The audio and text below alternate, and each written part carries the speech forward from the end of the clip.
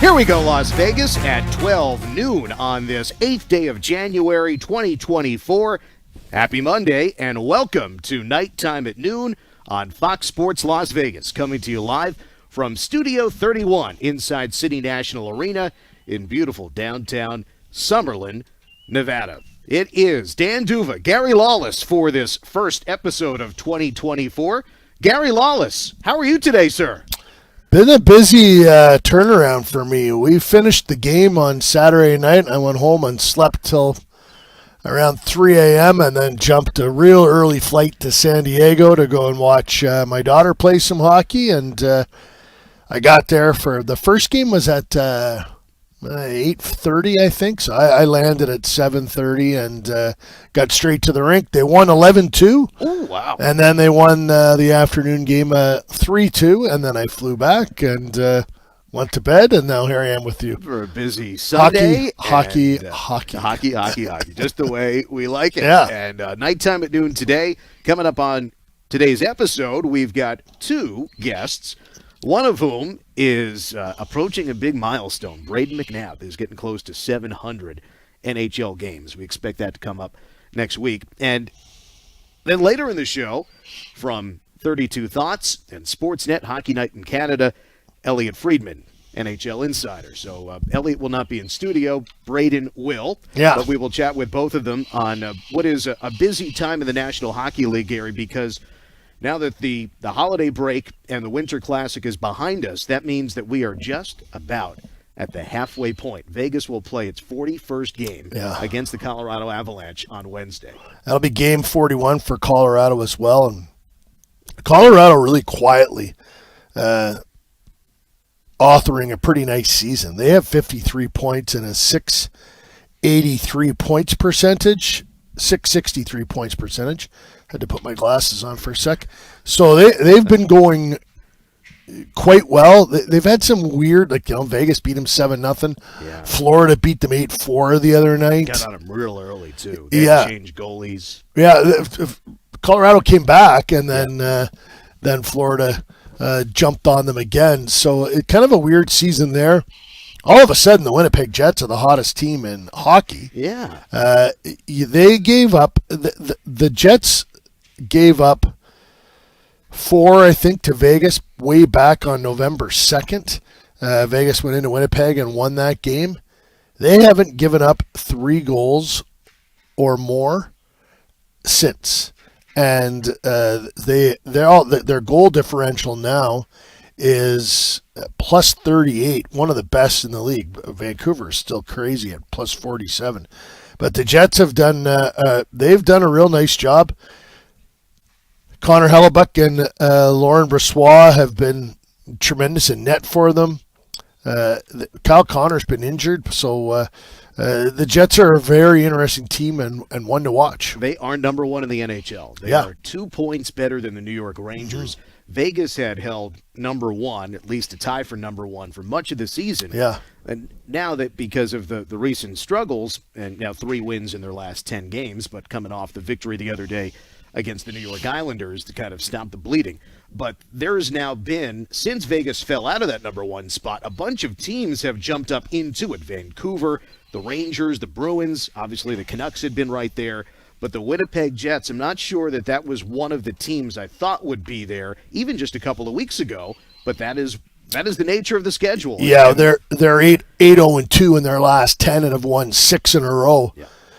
And Florida 8-2-0 in their last 10 have won 7 in a row. And meanwhile Vegas, they have won 1 in a row. And but as you mentioned, just 3 of their last 10, and no overtime shootout points for Vegas in that stretch either. It's been all regulation.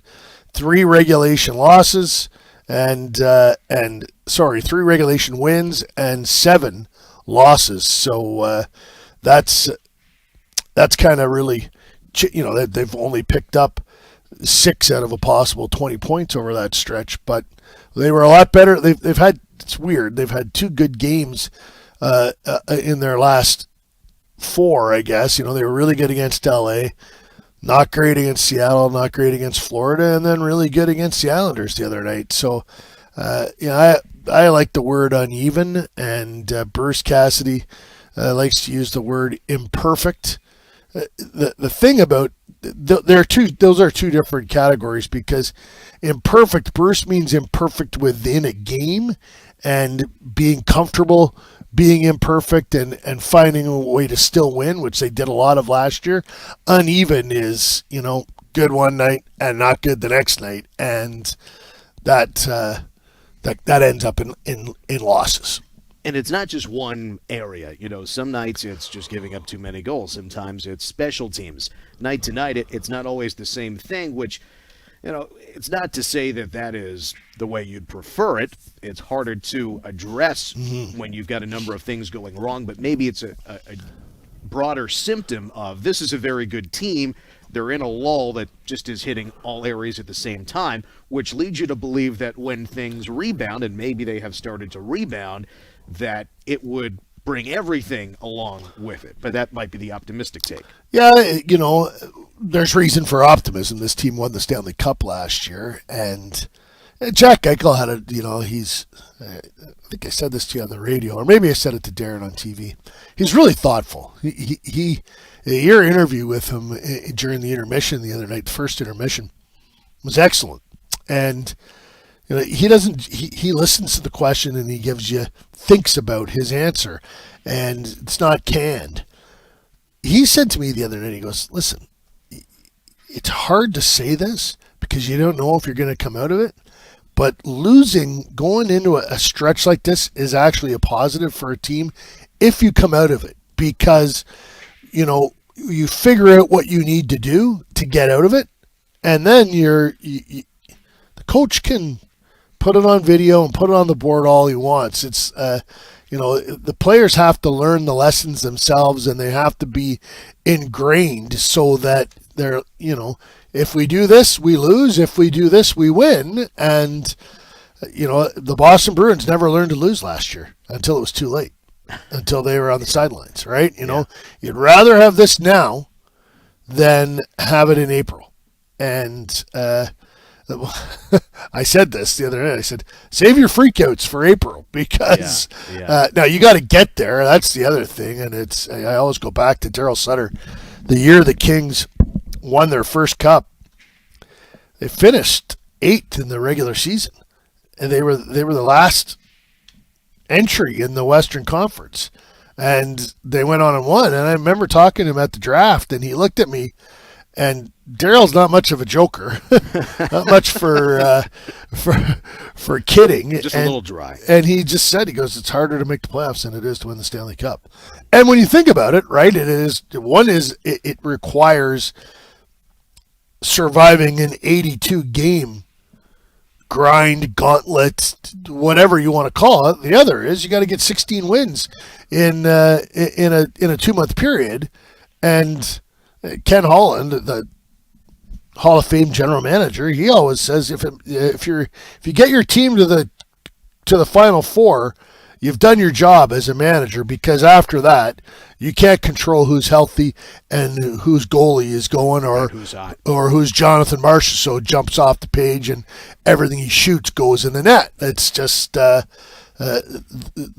building of the team, the hiring of the coach, the culture, all of that stuff. If you get to the Final Four, all of those things build to that. After that, it's a bit of a crapshoot. There is some undulating in the standings for the Golden Knights, and part of it, we will have to mention the number of players who have been unavailable. The guy who won the Stanley Cup in goal, Adin Hill, has not been available for about 6 weeks. He has practiced with the team of late today, and the team is just wrapping up practice as we speak. Adin was one of 2 goalies, Logan being the other. Yuri Patera has been the backup for Logan Thompson for recent games. Bruce Cassidy said next week, meaning now this week, that Adin Hill is going to be ready to go. So Bruce is going to speak to the media here in a little bit. We'll let you know what he says, but it's possible that Adin Hill will at least back up for the game against the Avalanche. We'll see exactly what the plan is, but it is back-to-back, Wednesday in Denver, and then back home against the Boston Bruins. Tonight, Boston and Colorado play each other, so that'll be fun to watch. 2 very good teams, and the Knights will then play both of them coming up. So Hill on the precipice of returning But Gary, with other injuries, we'll talk about who's in and who's unavailable, but you get a couple of guys making their Knights debut in Lucas Cormier in his NHL debut, and then Toby Bjornfoot, acquired from the Kings off of waivers. He makes his Golden Knights debut, and what do you know? The team wins 5-2 against the New York Islanders with only a few of its regular defensemen available in Alex Pietrangelo, Alec Martinez, and Nicholas Hague. The other guys are not the regulars, so to speak. Yeah, and both of them were Cormier. His game jumped off the page a little. Excuse me, I forgot McNab. I don't want to leave out McNab because he's going to be our guest. That's why I was holding off on him. Hopefully he's not listening. No, he should Dan be here any minute. Snubbed me. I think I'll snub Dan and Gary. I won't show up. Cormier's game jumped off the page a little more, and the assist on the Eichel power play goal, great. All the things he did in his own zone to break the puck out and get Vegas on their way offensively. That was you don't replace Shea Theodore, and this is the first. I think that Korczak did a pretty nice job of moving the puck up out of his own zone. So did Ben Hutton. But when those guys go down, like Braden Pahal is an NHL defenseman, but with the mix that Vegas has, he's a different kind of guy. He fits if McNab or Martinez gets injured, not Theodore. Right. Skill sets, lefty righty. There's a number of variables. Yeah. Now Bjornfoot stepped in for Zach Whitecloud, and Toby was full marks. A more subtle, more quiet game, but they won the game and they defended very well. They didn't give up very much, so he was a piece of that. The ice time was way better in terms of Pietrangelo had played 27 minutes, I think, against Florida, and he was he under 20? I think he was just under 20 in that game. Yeah, the previous game against Florida was 26-28. Yeah, so 26 and a half minutes, and you're right, it was way lower. 19-ish, I believe. And the special teams numbers often make those numbers go up because he's on the kill and on the power play. Yeah. But this game against the Islanders, there were so few power plays, plus Lucas Cormier was in that spot on the power play as the quote-unquote quarterback. Big difference. So, like when this team is able, and that's another thing that Jack talked about, was in the past when we've had injuries, we have let the people that have come into the lineup do their job. The core group that we have is trying to do too much right now. And, we need a little bit more of less is more. And that I think they got that, and the ice time is the best example of that. Cormier was right up near their leaders in ice time. Yeah, so I'll give you the numbers, Gary, since we're talking about it. McNab led everybody 22-02. Yeah. Cormier was next at 1946, and remember, those two were partners, McNab and Cormier. Yeah. After that, it's Hague and Martinez. Hague and Martinez were just above 19, and then Pietrangelo was next, again, just barely above 19. Yeah. So it's not too often that Alex Pietrangelo is going to be number 5 on the Knights' time on ice, but you also see in that relatively evenly distributed. Yeah, I can remember when the Golden Knights went to the Stanley Cup in year 1. The ice time, Cody Eakin was often forward number 7, and the difference between F1 and F7 was always like under 2 minutes. The difference in ice time, which showed you they were playing all 3 lines. And then the fourth line, Gerard Gallant referred to them as the so-called fourth line. They played a lot as well and were very effective. And then the defense, all 6 averaged. The top 6 all averaged over 18 minutes a night that year. So it just showed you they used everybody, and we saw a lot of that from Bruce last year. And Colasar and Carrier went out of their way to say, every coach tells you he's going to use the fourth line. Most don't. Bruce said he was going to use us, and he did. And I don't think Bruce gave them as much ice as maybe Gerard gave his fourth line, but Bruce gave them better ice. they played in different situations and started periods, started games. So yeah, lots of good stuff. Lots of good comparables with the two teams that have been to the final. One came up empty and one won a cup. One of the phrases that we heard through last postseason and heard again coming into this year, and I think it was John Stevens who, at least to my ears, I heard first from, everyone feels important. Yeah. That no matter what your role is, no matter what your minutes are, that there's the entire group has that buy-in, that everyone feels important. And that's not necessarily the case on every team in the National Hockey League. Sometimes you do look at your numbers, your minutes, the opportunities, the offensive zone starts, etc. But with this team, everyone feels important. That has been part of it, and therefore it's human nature. You understand when you hear Jack Eichel say that everybody's trying to do a little too much, doing a little bit more, and that can end up shooting you in the foot. But then the so-called fourth line, Gary, produces 2 goals against the Islanders. Nick Wass scores 2. Keegan Colasar involved in both, and Brett Howden assisting on one of them too. And they weren't even the fourth line in that game, technically. No. Yeah. But we'll still call them that because they had the identity, plus they scored. That'll help your ice time. Yeah. 2 for Nicholas Waugh. Colasar with 2, and by the way, Jack Eichel with 2, and he now leads the team in goals. The NHL Injury Viz, which it's a Twitter site, a website, they put out some injury numbers on Saturday morning, and Vegas is right near the top of the league in man games lost. I think going into Saturday night's game, it was 150 games, and they were 4th in that total. And Robin Leonard's numbers are in that total, but Daniil Miramanov's are not. So it kind of balances off, right? They sort of cancel each other out. Yeah. Then Vegas was number 1, 2, or 3 in. I think they were number 3 in the cap hit of the combined cap hit of the players that were not playing. Number 1 in the average ice time of the players that were not playing, and number 1 in baseball better than me. I don't know what WAR means, but it's wins above replacement. Yeah, so they're number 1 in that. So what it means is that they have of all the teams that are missing players, Vegas is missing a lot of players, and they're missing the best group of players. That's what that stat means to me. So I retweeted some of this and pointed some of it out. And one wise gentleman said, "Is this going to be the narrative every time this team plays like garbage?"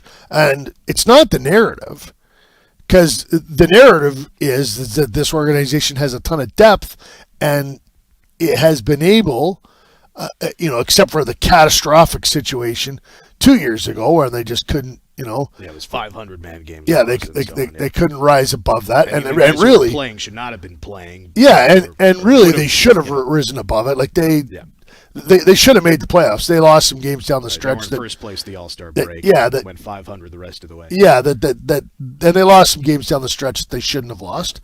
That happens, but there is depth here, and it will rise to the occasion. It hasn't just yet.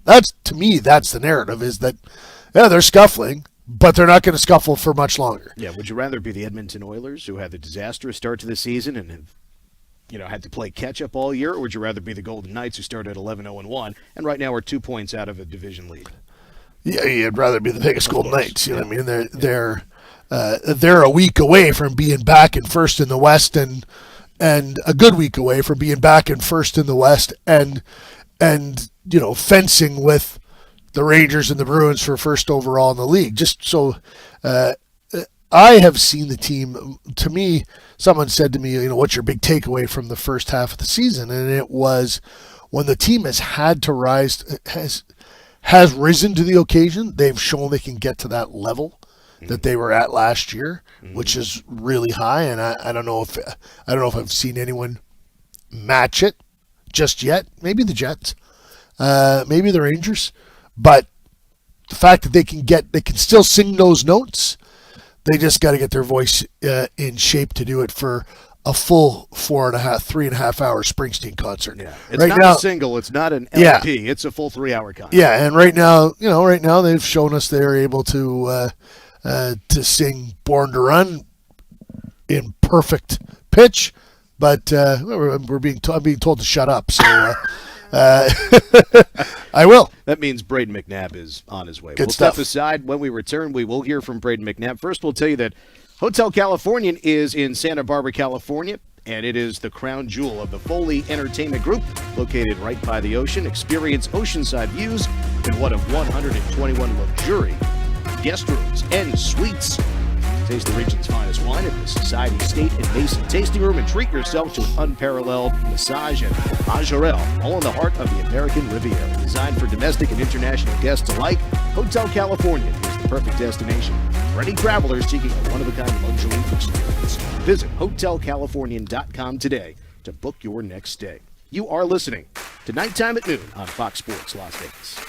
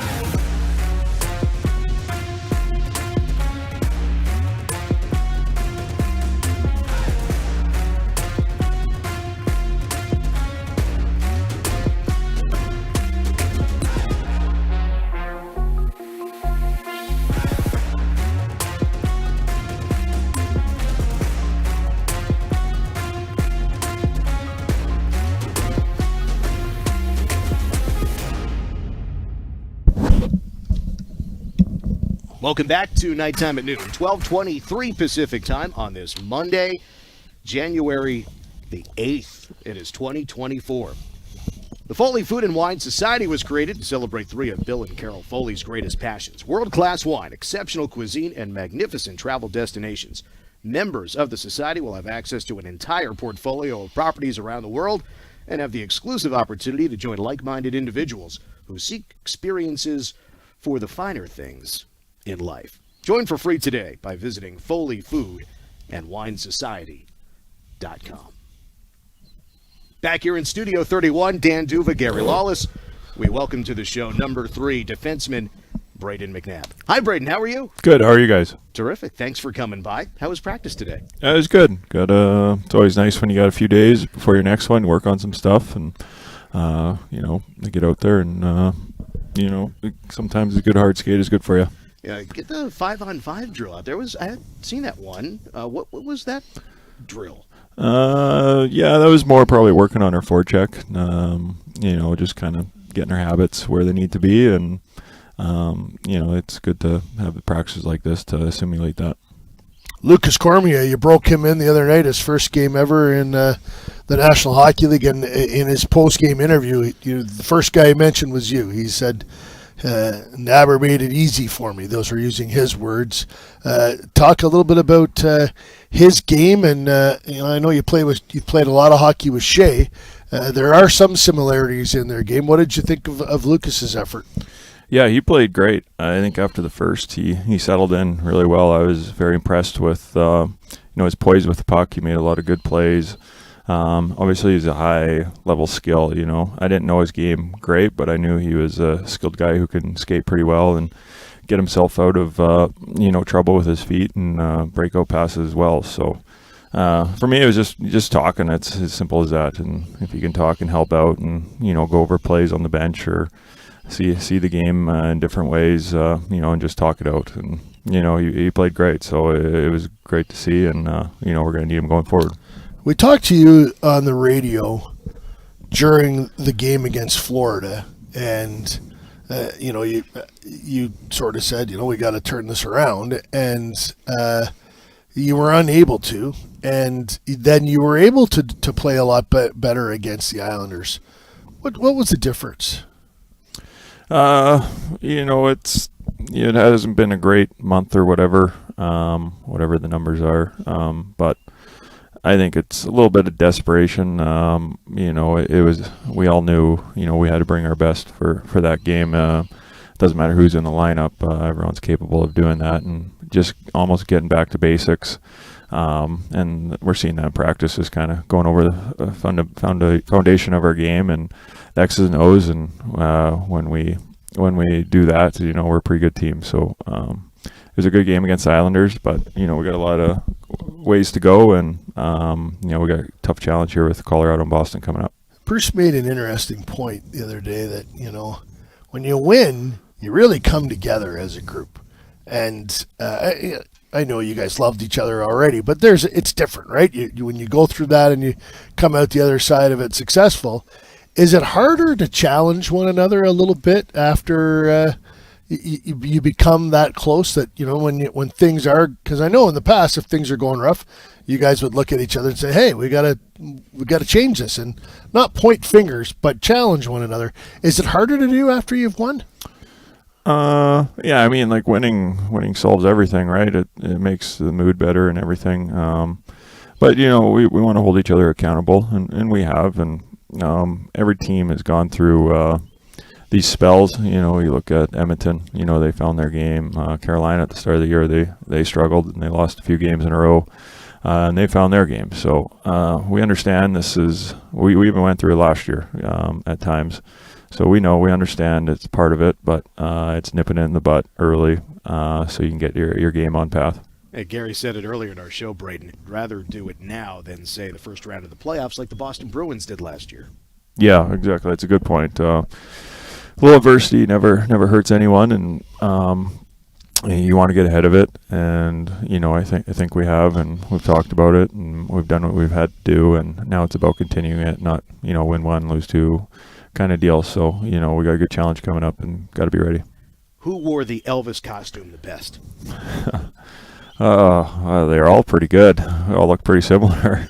I don't know exactly. Marty, I guess I'd probably have to say Marty because he organized the whole thing. He was very proud of it, too. Yeah, he sure was. We chatted with him before the game, and he was proud that not only were they very good looking costumes, that the material, like they were legit. These were not just Halloween costumes. They were legit outfits. Yeah, they were quality. They really were. I didn't really realize. I didn't try mine on until game time, so I was like, whoa, that's a lot of chest showing, but that's all good. Did you get to keep it, or was it a rental? No, we all bought it, yeah. Oh, great. I guess we could do it for Halloween each year now. Yeah, well, that's what Alex said. He doesn't know a situation in which he'll ever wear it again, but, he's got it in case he needs it. You got a backup at all times for Halloween, yeah. A little Friday night in the strip. Yeah, why not go down sure. and maybe earn a few bucks busking on Fremont? Yeah, there you go. You never know.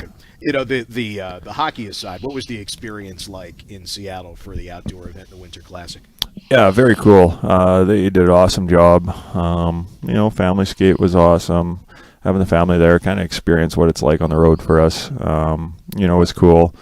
Everything leading up to the game, they did an awesome job with the helicopters and the guys hanging on. That kind of gave me a little bit of anxiety seeing that. But yeah, they did a great job. It's just bummer we didn't play very well, and but what it happens, it's over and done with now, and we can move on. Yeah. On Thursday, barring any unforeseen circumstances, you'll play game 700 in the NHL, and we talked a little bit about it before you went on air, and you're like, well, 500 was a pretty good number. 700 doesn't really mean a lot. And I have to argue with you. The way you play, 700 is because some guys might get to 1,000 and not block. How many shots has he blocked this year? All are over 100, right? Oh, yeah, it's about 200. Yeah, and hit people and play the way you play. 700 is the Braden McNab way is a pretty big number. Yeah, I mean, been fortunate, getting the chance to play, especially here. It's been great, and for me, it's just trying to be consistent and do what I do. Just keep finding ways to stay in the league and do what I do well. So, I mean, looking at it that way, it's been a great ride, and just looking to keep it going. Rough math would have you needing about 3 more seasons after this year to get to 1,000. Is that something you'd like to do? Yeah, I mean, that's a pretty cool achievement, I think. And there's a lot of guys who do it, but there's a lot more who don't. So, it'd be great if I get there, and we'll see what happens. You got number 7 who's getting close to 1,000, and we bring these numbers up because hey, it's a nice round number and it's something to talk about, and it's often downplayed because it's about the team, it's about winning the game and those sorts of things. But it's also fun to hear teammates, I'll call it chirping or ribbing guys, when they do come on a milestone. And, the first year it was when you go up against your old team for the first time. It seems like that's an important dynamic in the room when, hey, this guy's playing in his, first game, 100th, 700. And, there's always a reason for, it's nice to have a reason for that sort of thing. Yeah, for sure. It is. Guys love seeing guys achieve stuff and accomplish goals and whatever it is, goals, games played, whatever it is. So it's good for the room. And Petro, he's only a year older than me, and he's hitting 1,000 here soon. So that's very impressive, and I'm sure he's proud of it, and we're proud of him for sure. We see these younger defensemen that have joined the Golden Knights, and it's fun to hear Lucas Cormier talk about Zach Whitecloud as a veteran, because in our minds, Zach just came up just a couple of years ago. But if you were to talk to some of those truly younger guys, Cormier, for example, it's his second-year pro, how to get to 700 games or 1,000 games, what advice would you give a young defenseman? Yeah, I mean, I think for most part, most defensemen come in as a good junior player who, are mostly offensive in points. I think it's just important to find who you are and who you're going to be as fast as you can as a player. Obviously, you're got to take care of your own end first, no matter if you're a points guy or a power play guy. You got to be reliable in your own end. So it's, probably the main focus I would have to start your career is be really good in your defensive zone, and the offense will take care of itself. So that would probably be my biggest advice. The team was away so much the last couple of months, and now you're the next couple of weeks you're only away from Vegas for one night. How excited are you to be around your young family over that stretch? And there must have been some interesting changes. Come in after being on the road for 8 or 9 days and see all kinds of changes in your child. Yeah, it really was. It was kind of crazy. It's at that age, 8 months or 7 months. It's there's a lot of change in weekly, day-to-day kind of stuff. So that's kind of, I guess it sucks being on the road that long, but it's fun to come home and see all the changes and how he's growing up, and just for this stretch of being home, it's great to be here, help out when I can, and just be around him and with the family the whole time, and hopefully take care of business on the ice. You like being a father? Yeah, it's awesome. It's the best. It's definitely different, but it's been everything I could imagine, and it's just a joy going home and seeing him every day. You got a bunch of teammates who were dads recently too. You share wisdom. Yeah, we got a good group all around the same age. It's kind of nice, so you can talk about stuff revolving the baby, and usually everyone's kind of going through the same thing, so it's pretty funny that way. We'll wrap it up with this, and our guest is Braden McNab. Braden, you've got Boston coming up on Thursday. First, it's Colorado. Those two teams played together tonight against each other. We'll watch that one. What do you, if you watch that game, number one, do you? And number two, what do you think about this matchup here, trying to build off of what you guys did against the Islanders the other night? Yeah, they're two great teams, obviously. As far as watching it, I'm not sure. Maybe there's a college football game tonight too, so we'll see. Maybe. But yeah, that's Colorado always going into their building. It's always a tough challenge. Historically, we've been fairly good against Colorado, I think, and it's definitely, with this time off, we got to use it wisely and make sure we're ready for take care of business Colorado A, and then get rested as much as we can and take on Boston. Do you think that the game against the Islanders can be a springboard to do it again? You played well against the Kings, but then it didn't go well against the Kraken the next one. Do you think that Islanders game can bleed into the next one?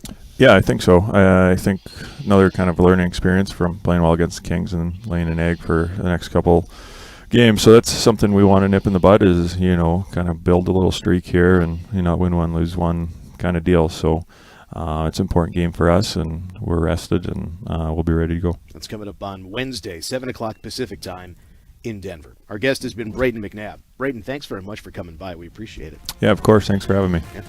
All right, Braden McNab is with us. We will step aside. We've got lots more coming up. You are listening and watching Nighttime at Noon on Fox Sports Las Vegas.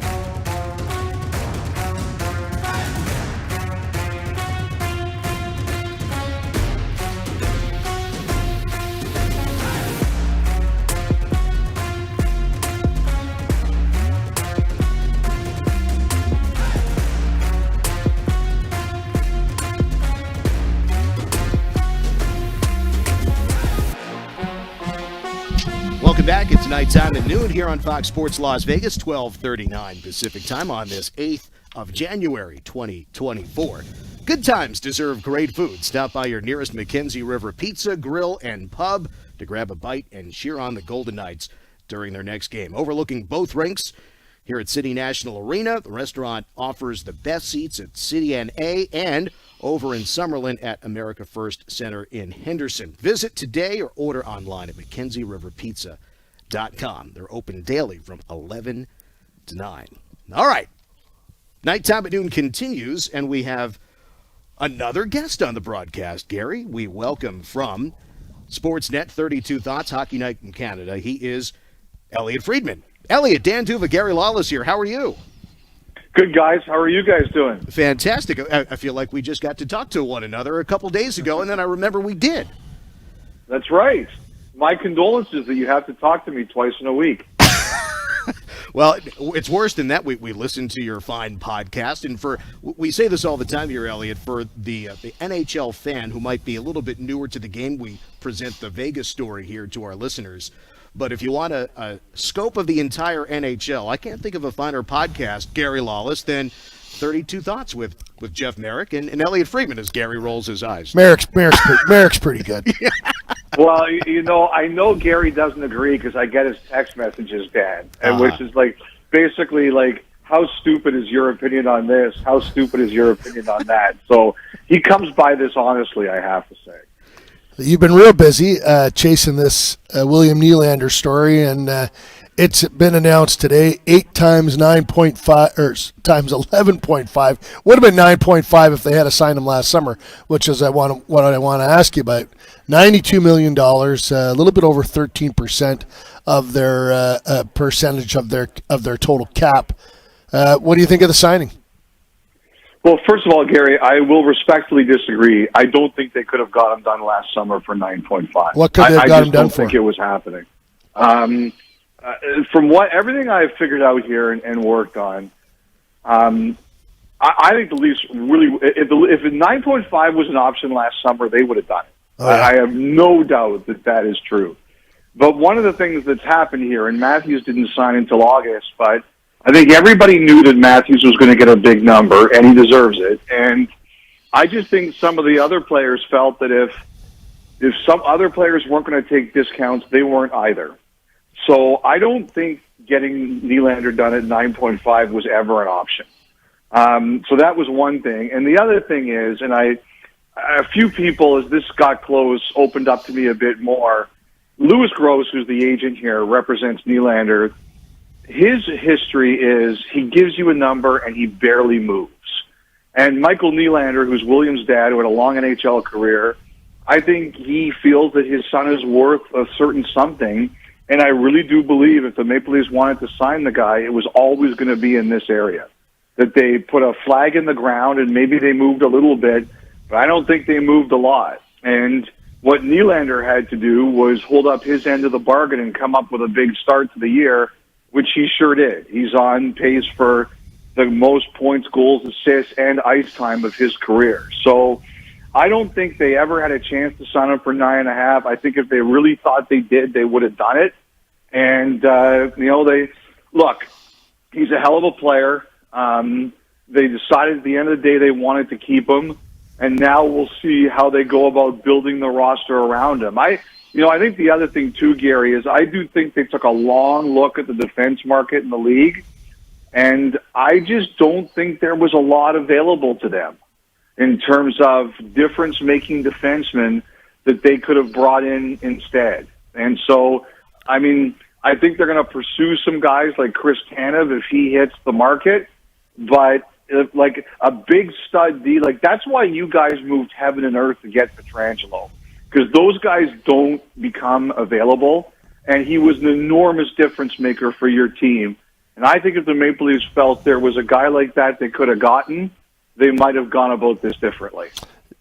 Just a couple of things, just touching on the Pietrangelo thing. A lot of people that really don't know what they're talking about criticized Kelly McCrimmon after that signing because there was some cap crunch that had to be. He did it on the edge or in the middle of a pandemic, which held the cap at a certain level. It didn't go up, so there was a cap crunch as a result of that. But I used to always ask the question, and no disrespect to Nate Schmidt, but what would you rather have, Nate Schmidt or Alex Pietrangelo? And the answer is Alex Pietrangelo. So, and they won a Stanley Cup, and I'll say it point blank. They don't win the Stanley Cup if they don't have Alex Pietrangelo. He's a huge piece of the team, the organization, and all of that. I had this thought this morning. The Toronto Maple Leafs are no better today than they were yesterday. But they're come next season, they're a whole bunch. They have a whole bunch less cap flexibility, and that to me is a question that Brad Treliving had to ask at some point in time. Do I want to keep Willie, because you're right, he's a really good player, and not get any better as a team, or do I want to let him go and see what I can do, what else I can do with that money? And it's like it's kind of the question that a general manager, like they're the most important decisions that they have to make. Where do I go from here? And like, are the Leafs a Stanley Cup contender? Absolutely. They're one of the 10 best teams in the NHL. Are they one of the top 4 teams in the NHL? I wouldn't say that. And this does limit their ability to change course. A couple of things I would say. Number one, like, they're playing really well right now, but I have seen this movie before. That's the one thing I'll say. I've seen them have great regular seasons and not be able to finish the job in the playoffs. So I recognize that. And they're playing really well right now with a roster that's got some real holes in it. But again, the proof is in the pudding. I actually think that they have a crunch next year, Gary, but as long as the cap keeps going up, I think they're going to be okay in the future. Next year is the year they have to figure this out, because they're going to have Tavares in his last year. Like, that's one of the big questions here. What is Tavares' future? He's still a productive player, but after next year, he's not going to be making $11 million again. So what is his, like, I think he wants to finish his career in Toronto, but they have to work out a deal. What is that number? And then there's Marner. His contract is up after next season, and his previous contract negotiations have not been easy. So, look, like, the calendar dictated that they had to deal with Nylander first. They made the decision. And, you know, Gary, I think they did ask themselves that question. I think there was a time in the summer when Nylander was available for a defenseman, a good one. And it just didn't happen for them. And one of the reasons was the teams that could trade for Nylander, they didn't know if they could sign him. So I think they have looked at all this. And like I said, I do think they're going to try to build their defense out. But it's not going to be for a $9 or $10 million defenseman. I don't even know if that guy is out there right now. So they're going to have to do all those things you mentioned. Next year is the big cap crunch year. But especially depending on what happens with Tavares and Marner, Tavares' contract should go down. We'll see what happens with Marner. But I think if they can get through next year, they might sort this all out. But, again, negotiations here tend to be really hard, really hard. Are they going to go all in at the deadline? Like, because if next year is going to be a rough year, like, and it's going to be difficult for them to, like, not rough on the ice. They're going to still be good, but they're not going to be able to add. Do they spend assets in at the trade deadline this year? Honestly, that's a great question, because I think at times they've wondered if this was the year to do it. Yeah. Like, if you look at them, Gary, they have a first-round pick this year, but they don't have a second, I think, for 3 years. And they have 2 really good young prospects who just played for Team Canada, but they don't want to trade them, Fraser Minton and Easton Cowan. As a matter of fact, they don't have a lot to deal, and especially for a rental. So I think if they do something big at the deadline where they have to give up either a first-rounder or one of their good young prospects, it's going to be for somebody who's got term. Who they have, or either they have term or they're convinced that they can sign him. Like, one of the guys I've wondered about is Tanev from Calgary, because I think they feel that they can sign him.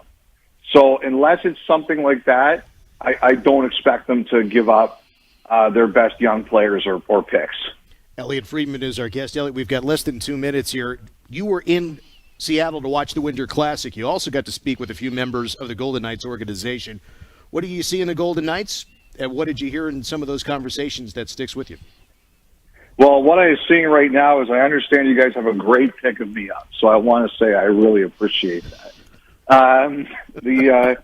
Because I love that picture. I love the picture of me in my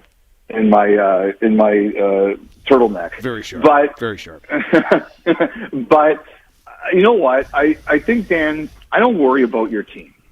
I think Kelly McCrimmon is paid to worry about. You just worry about Edmonton and Toronto. That's right. No, there's a different reason. Kelly McCrimmon is paid to worry about your team, and Bruce Cassidy is paid to worry about your team. That's their jobs. But I just think you guys, you got a lot of pros there. They know how to win. They know what it's going to take. I know the past couple of weeks have been a little bit rocky at times.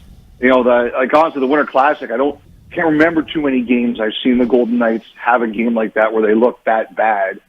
But I don't worry about you guys. I think that when it really matters, you guys are going to be a tough out, and you're as good as anybody in this league.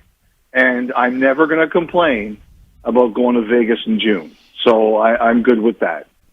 Well, that's perfect. Well, we like seeing you in June too, Elliot. I don't know if I buy that, but I'll pretend it's true. Well, Elliot, thanks very much for stopping by and spending a few minutes with us. And, of course, 32 Thoughts, the podcast with Jeff Merrick, see him on Hockey Night in Canada, of course, and on Sportsnet. Elliot, thanks very much for joining us. We'll catch up again soon. All right, guys. Have yourselves a great day. Thanks for having me. Thanks a lot, Elliot. You're great as always. And if you missed those conversations that they had on the 32 Thoughts podcast, they talked with Kelly McCrimmon, Bruce Cassidy, and Jack Eichel right before the Winter Classic. Really interesting, in-depth conversations with those guys. And with that, Gary, we are just about out of time. Good show, Danny. That was fun. The Golden Knights will take on Colorado Avalanche day after tomorrow in Denver. That is a 7 o'clock start Pacific time. 7 o'clock Pacific time. It'll be nationally broadcast, so Dave and Shane and company will have the evening off. On the radio, Darren Elliott will join me in Denver for the play-by-play. Pre-game show with Ryan Wallace starting at 6. And, of course, don't forget the VGK Insider Show here on Fox Sports Las Vegas. That airs with Darren Millard and Ryan Wallace from 4 to 6 weekdays. Big thanks to everybody behind the scenes. Next time we will speak to you is Wednesday in Denver. Next time at home for the Knights is Thursday. Boston Bruins coming to town. Back-to-back for the Knights against two of the best in the NHL. And by the way, those two teams face off tonight. For Gary Lawless, Dan Duva saying so long and good day.